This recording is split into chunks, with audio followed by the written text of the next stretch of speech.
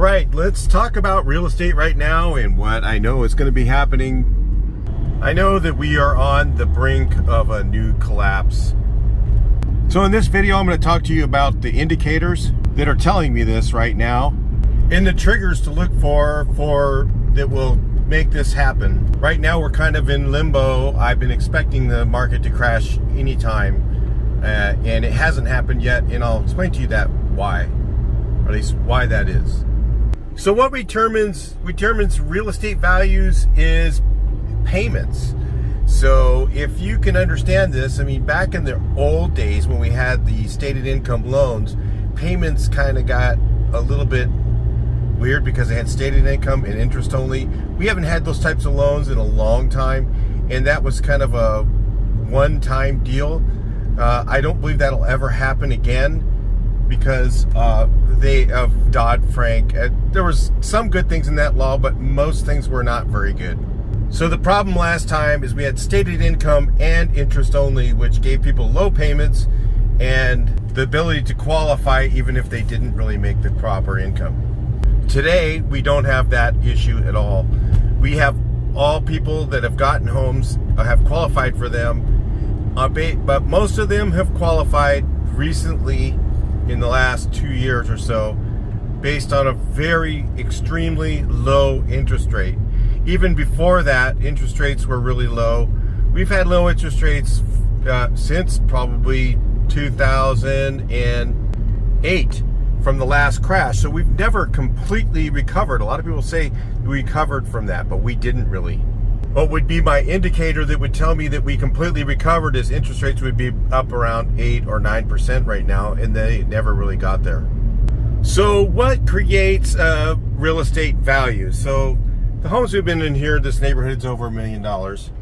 The neighborhoods surrounding it are around 800,000. So what creates that value is the ability to make the payment. And this was the way it's always was done until we had the last debacle back in 2008 that started in around 2000 when this whole thing started. And we're back to a normalized situation. So what we have right now is interest rates were extremely low, so payments were lower, right? So you're able to buy more real estate value. In other words, instead of a $500,000 home, you're able to buy an $800,000 home because the interest rate, based on that interest rate, the payment was affordable or for your income. Well, what's happened is because of the inflation rates, we've had to have an extremely quick interest rate hike, which is very hard on banks and extremely bad for real estate values. It doesn't mean the payments are always going to be the same. This is what people are missing a lot of times. So to live in an $800,000 home right now with today's rate, with a minimum of 3% down, which, I mean, even that's $25,000, right? Is that right? It's around that, $25,000, if you have that kind of money sitting in your bank account.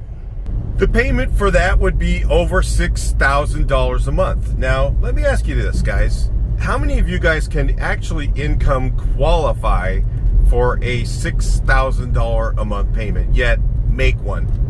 So that tells you that the median home in Riverside, here where I'm at, is way overpriced. The starter homes are around $500,000. The homes I was just in were over $1 million, and over $1 million payment would probably be around $8,000, $9,000 a month at current interest rates. But you might say, well, somebody has the down payment because they sold their other house. Well, if they can't sell their other house because the people can't make that payment, then what's going to happen is it's putting a whole halt on everything. In fact, real estate's pretty much been dead in the water here for a few months now. So if interest rates remain the same, the thing that has to give is the real estate value. So let's say the real estate came down to $400,000, then the payment for that, I guess, would be around $3,500 a month, which is still pretty unaffordable, but you might find somebody that could qualify for that. So the next thing you really want to know is, why haven't real estate values dropped yet? And the reason is because there's so many people that have very low payments because of the interest rates. Some people refinanced their home and got a lower rate. Some people just bought their home and they're kind of overextended, but they're not going to refinance and they don't need cash out. So they're able to stay in their home and nobody's had to move. So what is going to be the trigger? It's actually very simple.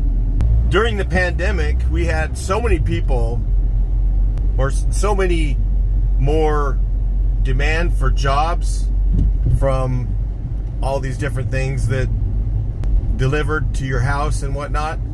A lot of those jobs are starting to go away, and as it starts to normalize, what I believe is going to happen is we're going to start to normalize on our job hiring. So you're going to see a lot less people that are hiring than you do right now. And as soon as that number starts to affect jobs, as soon as you start to see the jobs market drop, I believe that is going to be the trigger. Because literally, most people are one payment, 1 month away from being homeless. There's not many people that have $25,000 sitting in their bank account right now to go buy a home. There's really not very many at all. There's certainly very few that have $300,000 for a down payment for like a 10% down on a big home. Or 20% down, actually, is what I was thinking of when I said 10%. So currently you don't see the inventory of homes for sale that you do before most market crashes, because people are still solvent on their payments. Now, when you see things like this that are happening, like Bed Bath & Beyond going under, you might think, well, they were just a crappy little store or whatever. Those are jobs that went off the market. When you see banks that go under, that's actually really a scary thought right there. Those are indicators to me that there is some serious problem that's not being talked about. So when, for instance, you have banks that go under, a lot of times I believe what's happening is people are withdrawing more money than they're depositing because of the inflation that we have right now. So when you start to see those numbers go bad, there is some serious bad times in the making right now. So all it's going to take is those jobs to dissolve. And I believe that's going to happen. You're going to have people that are going to be displaced from Bed Bath & Beyond. Some of those banks are going to have people that are going to get displaced. You're going to have some other companies that are going under right now. There's a few of them that are actually going into receivership because of these inflationary measures that are happening right now. Because what's happening is people are spending more than they're making and creating credit card and financial debt. They've been actually defaulting on their car loans. So that's another indicator things are getting tight. What I believe the trigger is going to be jobs. When you see the layoffs, when you see things like, well, already Amazon is laying off a whole bunch of people. When you start to actually physically see those layoffs hit, that's when we are going to have, it takes two people to make the kind of payments that people have on their homes right now. People can't live on one income. They just can't do it. It takes two people, and when one of them loses their job, that's all it's going to take. Years ago, people used to qualify on one income, and it was a much better system. And then all of a sudden, some genius figured out that if we get people to spend the money that's in their homes as the equity that's in their homes, it'll create a huge economic inflow of cash. Which really, before that, people used to buy a house, and your house was something you didn't mess with. You never got cash out of your home to buy a bunch of stuff like a boat or a new car or anything like that. People use their houses now as a cash cow, when before nobody depended on that income. That was not money that they would touch. And somehow the government convinced people in the Clinton administration that getting cash out of their house was a great thing. And if they could convince people to do it, and it worked, get cash out of your house, you could actually stimulate the economy. So that whole system was created, and it really, since then, this was like in, I'm trying to think, in the late 80s, early 90s, or mid 90s, I guess, when we were starting to do that.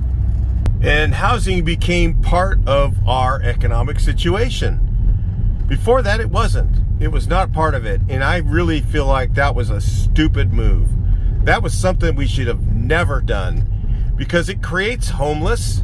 It creates people to lose their homes, and it overinflates the economy when things aren't really that great.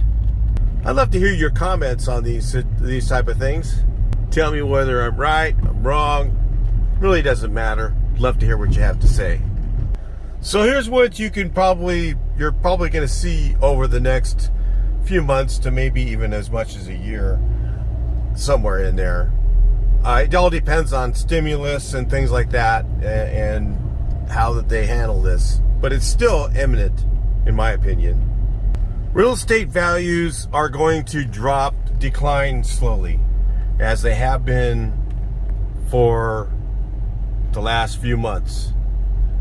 And if you're looking to buy a home and you can wait, some people can't. If you're too old or something like that and you need to move now, I understand you're probably going to pay quite a bit higher for your home. Or if your job moves you, that you just can't stop, might be a good time or you have to buy another home somewhere.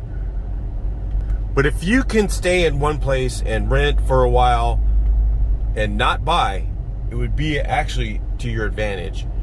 Because what I believe is going to happen is we're going to have real estate values are going to drop slowly because of those interest rates and because of the payments that it takes to make those payments on those values. They have to drop, okay? But they're not dropping right now as much because there is such low inventory. Once the inventories start to increase, which what will create the inventory on homes for sale to increase is actually people start defaulting. And that's going to happen once the jobs situation starts to correct itself. The job situation is going to start correcting itself because of inflation that we've had. People are spending more than they're making, and credit card debt's going up. So when you have those type of things happening, you're going to have foreclosures are going to happen as soon as those job numbers start to come in short. The foreclosures are going to start happening.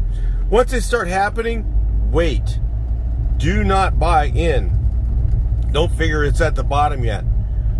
The best indicator to know when to get in is when everybody says, I'll never buy real estate again. Don't buy real estate. It's terrible. That's when it's at the bottom. Because that's what happens is little by little, everybody gets in after that. People realize it was a terrible idea. They're thinking, oh my God, when everybody starts complaining about real estate and saying, oh, it's just a horrible thing, you never buy a home or whatever, all that sort of thing, that's when you want to start looking and get your home. So how far down is it going to go? Really, it's going to depend on a few things. It's going to depend on how the government reacts to it and how the Fed fluctuates liquidity and how the Fed plays with the interest rates. But in my opinion, and you can take this as a grain of salt or you can really listen to what I'm saying, it is imminent for this to happen. I believe that there is no way to stop it at this point, because you've got values up extremely high because of low interest rates, and then on top of that, you've got a lot of inflation. You have a lot of construction costs going up. You have a lot of these things that are killing economics. Construction is dying off. People go, oh, well, construction's still doing well. There's some houses getting built, but nowhere near the number we need. My biggest worry is that how this is going to affect the poor. I believe a lot of poor people are going to end up on the streets because really rents are so high. We have a very unique situation right now from this pandemic. It is different than any other time ever. So you can't really relate it to, like, say, the last recession, because the indicators and everything are completely different than they were then. Before, it was triggered based on stated income and interest-only loans that there was nobody qualifying for. It was a house of cards being built and promoted basically by Alan Greenspan.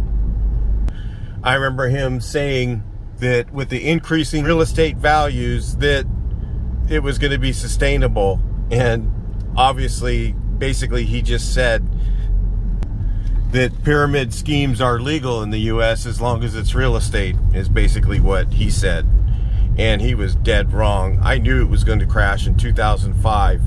I knew with a absolute certainty that it was going to crash, and it took till 2008 before it finally did. So how long is it going to take this time? How close are we? I think we're in the 2007 range of last time. So I'm thinking that we're pretty close to it. And again, it could stretch out a little bit because of different stimulus things they do, adding liquidity to banks, lowering interest rates. But even if they lower interest rates, I think they're painting themselves in the corner that we're going to have such inflation that those two things are going to offset each other. Yeah, like these homes here are like 600,000, 800, 700,000. That's affordable, right? Yeah. What's that? $5,000 a month payment? Do you think these people here in this neighborhood can afford a $5,000 a month payment? I don't think so. So that's all what tells me we're heading for a correction. So anyway, let's hear your thoughts on that, and I'd like to hear what you guys have to say. Write them down in the comments section. Let us know what you think, and let me know what you think that might be happening in where you live. I know everywhere we live, it's going to affect us a little bit differently. California, I believe, is going to be the worst. Maybe Florida. I'm not sure how it's going to affect Florida. They have a lot of traffic coming in and out of that state from all over the world to go to Disney World and such, and a lot of other attractions they have in that area. So yeah, I still think they're going to get hit. I think everybody is going to get hit with this one. So anyway, we'll see how this works out. I'll talk to you in the next video. Please like, share, and subscribe.